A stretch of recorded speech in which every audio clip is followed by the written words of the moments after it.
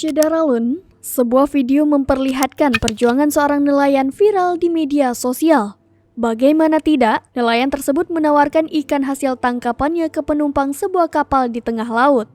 Menurut keterangan dalam video, nelayan tersebut terpaksa menjual ikannya lantaran kehabisan bahan bakar minyak atau BBM.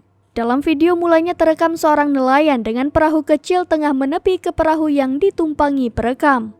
Sambil memegangi ikan hasil tangkapannya, si nelayan mengatakan masih segar dan masih baru. Di momen tersebut, perekam tampak terkejut saat mengetahui jika bensin sebotol dihargai Rp35.000. Unggahan tersebut juga banjir komentar dari warganet. Banyak yang ikut terharu dengan momen tersebut.